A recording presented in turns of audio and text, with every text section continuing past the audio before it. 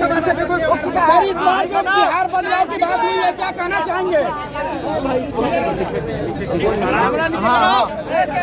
वसीम भाई नीचे कर लीजिए वसीम भाई वसीम भाई बोला सर बोलिए शांति बनाइए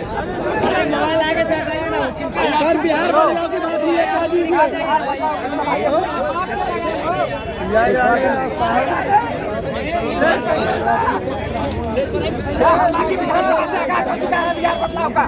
जी?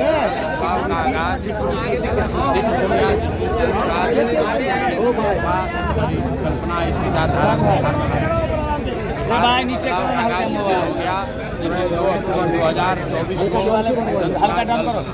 बिहार में बदलाव का आगाज उस दिन हो गया जिस दिन लोगों ने तय कर लिया कि 30 बरस से लालू के डर से मोदी और नीतीश और मोदी के डर से लालू को वोट देना वो उनकी मजबूरी थी। अब वो मजबूरी खत्म हो गई। अब लोगों को एक नया रास्ता दिख गया है अपने बच्चों के भविष्य के लिए, अपने बच्चों की शिक्षा और रोजगार के लिए। तो बदलाव का आगाज हो चुका है, बदलाव होकर रहेगा और आपके सामने है। आज बिहार बंद है जी, आज बिहार बंद है जी। और हरलाखी में जितने लोग आए हैं मुझे नहीं लगता है कि हरलाखी में पहले कभी भी इतनी बड़ी संख्या में इतने लोग आए होंगे। ये दिखाता है ये जनसुराज की ताकत नहीं है।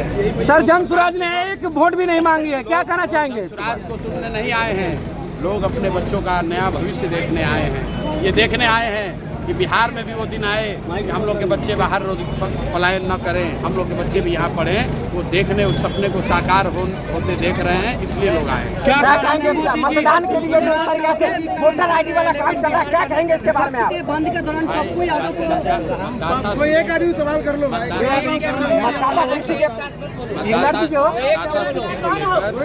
जनसुराज ने मैंने बिल्कुल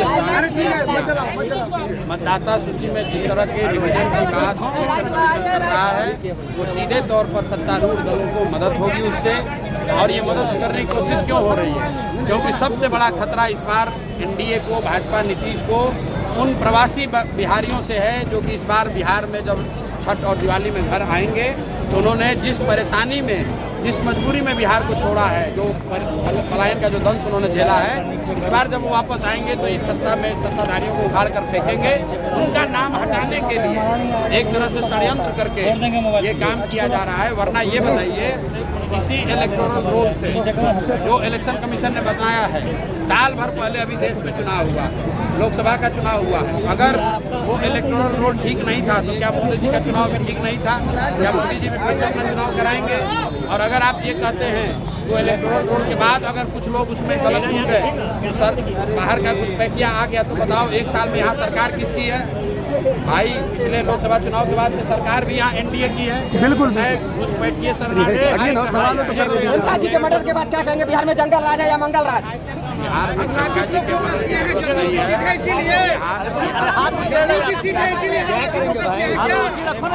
बिहार में प्रशांत किशोर जनसुराज 243 सीट लड़ रहे हैं।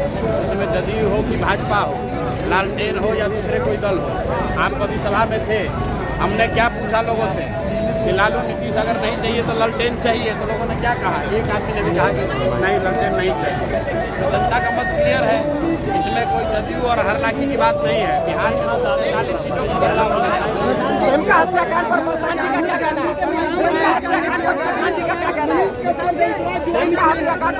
महात्मा गांधी को मानने का तो नाम ही नहीं लिया, वोटों को मानने वाले व्यक्ति जनसुराज में कितना फायदा और कितना नुकसान होगा? पहली बात गंगा में बहुत सारी नदियाँ आकर मिलती हैं, शुक्रिया हो गया, गंगा का कैरेक्टर नहीं बदलता। दूसरी बात तो जनसुराज वो गंगा है जिसमें हर तरह के लोग आएंगे और उनका भी शुद्धिकरण हो जाएगा। वो तो आपको बोल रहे हैं कि प्रशांत किशोर एक बिजनेसमैन है। सर आप ही पे आप पहले आपस में फैसला कर लो कौन सवाल पूछेंगे। प्रशांत किशोर के बारे में मनीष कश्यप बोल रहे थे कि वो एक बिजनेसमैन है, वो एक व्यापारी है, लोगों को लीडर बनाने के लिए पैसा लेते हैं। ऐसा है यहाँ प्रशांत किशोर बिहार में सैकड़ों लोगों ने गाली दी, सैकड़ों लोगों ने कहा कि ये बिजनेसमैन है। लेकिन अगर लोगों का विश्वास जीतना है तो सत्य की एक अपनी ताकत है। मैंने 3 साल में काम किया है और लोग उसको देख रहे हैं और परख रहे हैं कि किसी के बयानबाजी की और किसी के तो जो प्रशांत जी के बारे में गलत बोले उन्हें प्रशांत जी खुद ज्वाइन करवाए हैं अपनी कोई पार्टी में। दिक्कत नहीं है। अगर आप बिहार के लिए अच्छा सोचते हैं तो आप प्रशांत किशोर को गाली देने के बाद भी आकर जुड़ सकते हैं, काम कर सकते हैं। अभी तो दिलीप जायसवाल का, अभी सुनो यार, दिलीप जायसवाल का अभी पोल खुलना शुरू हुआ है जी। अभी पहली किस्त जारी किए हैं, अभी अगला, अभी मुंह बंद हो गया, अब अभी नहीं खोलेंगे मुंह तो फिर दूसरा किस्त जारी करेंगे। प्रशांत जी डरते नहीं है? उनको यार कौन भैया 2 सवाल पूछ चाल पूछो ना भैया।